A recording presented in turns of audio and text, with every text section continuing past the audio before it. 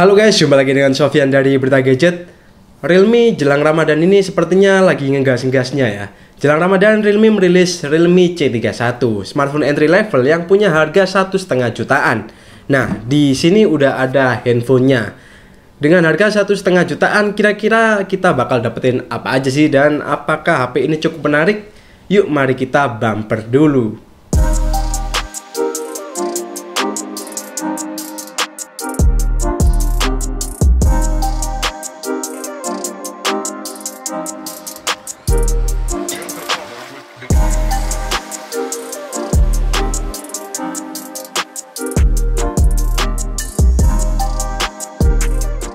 Pertama-tama kita lihat dulu dapat apa aja dari paket penjualannya. Yang pertama kita bakal dapetin box tipis yang isinya tuh SIM ejector, buku panduan dan kartu jaminan. Kemudian ada adapter dengan output 10 watt. Yap, HP ini belum mendukung fast charging dan kabel data micro USB 2.0. Ini sih sayang banget ya, Realme masih ngasih micro USB buat HP-nya. Meski ya murah, tapi harusnya udah bisa kasih USB Type-C. Dan yang terakhir nggak lupa ada HP-nya sendiri. Warna yang lagi saya pegang kali ini adalah warna dark green. Ada satu lagi warna lain yakni light silver. Buat warna ini saya suka banget. Warnanya itu elegan, lebih kerasa ke hitam sih ketimbang hijau. Tapi kesannya ini emang masih cukup premium, utamanya buat HP 1,5 jutaan. Bagian belakangnya ini terbuat dari polikarbonat dengan finishing yang bertekstur kayak ombak gitu. Realme sendiri menamainya dengan tekstur dinamis. Sektor lain yang saya suka dari HP ini adalah layout kameranya. Kelihatan nggak kayak HP sejutaan. Ini mengingatkan saya sama layout flagshipnya Realme, yakni Realme GT2 Pro yang barusan direview kemarin. Yang justru saya rasa agak kurang itu adalah penempatan speakernya yang berada di bagian belakang. Ini kenapa ya kok ditaruh di sini? Padahal di sisi frame bawahnya itu kosong, kayak mubazir gitu loh kalau nggak dipakai. Ngomong-ngomong frame, di sisi kiri kita bisa lihat ada tombol power yang merangkap sebagai fingerprint. Di sisi atas bersih, nggak ada apa-apa. Dan di sisi kiri ada volume rocker dan juga SIM tray yang udah triple slot alias dedicated. Pada bagian depan, Realme bawa layar dengan bentang 6,5 inch beresolusi HD+ dan panelnya itu IPS. Layarnya ini surprisingly cukup bagus ya buat harganya. Detailnya masih kerasa dan warnanya juga keluar banget.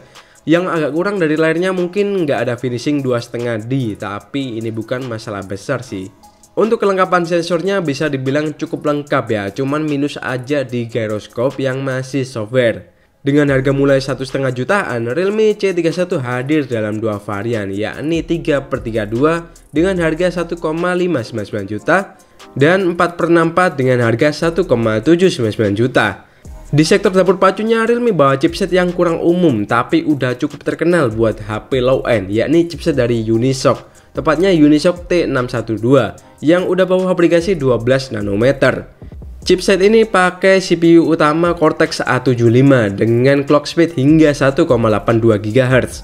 Pas saya tes Antutu, performa chipsetnya ini not bad sih buat harganya.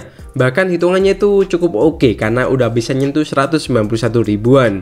Buat main PUBG kita bisa dapetin settingan smooth high dengan opsi gameplay HD high. Gyronya masih software ya, tapi gyro software di HP ini tuh surprisingly bagus dan nggak kerasa delay banget. Ini ajaib sih menurut saya, kok bisa ya kayak gini ya. Pas dipakai main, gyronya juga masih aman dan terhitung akurat.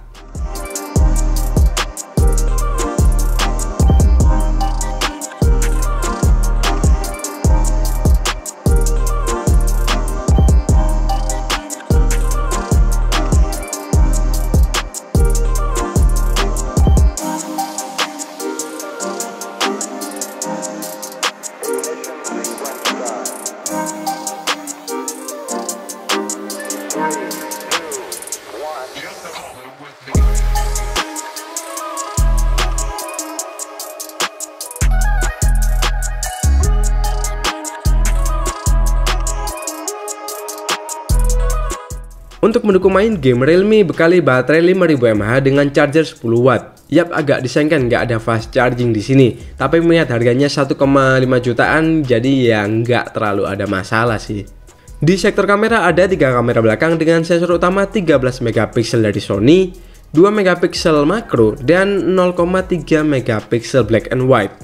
Di depan ada lensa beresolusi 5 megapiksel. Dan buat hasil foto dan videonya itu kayak gini.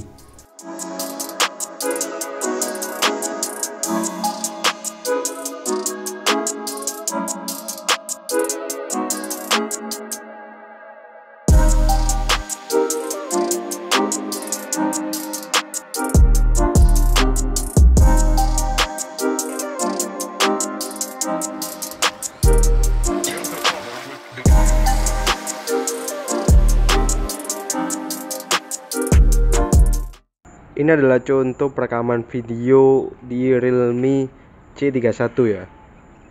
Buat perekaman videonya bisa rekam hingga 1080p 30 fps. Dan untuk stabilisasinya sepertinya nggak ada. Tapi gimana kalau menurut kalian?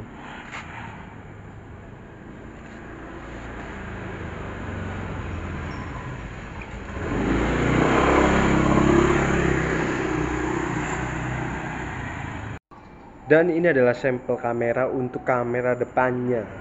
Ini resolusinya di HD atau 720p. Buat hasilnya gimana kalau menurut kalian? Ini saya pakai jalan pelan-pelan, tangan saya agak goyang ya. Udah bagus atau belum nih? Buat antarmukanya, Realme C31 bawa versi software yang agak beda dari Android 11 dengan Realme UI lainnya, yakni Android 11 dengan Realme UI R Edition. Kalau saya lihat UI-nya ini lebih mirip ke stok Android ya ketimbang Realme UI di HP Realme lainnya. Bagusnya sih kerasa enteng, cuman buat yang biasa pakai HP Realme, kerasa kayak UI-nya itu kurang familiar dan beda banget. Tapi soal ini tuh balik lagi ke selera masing-masing ya.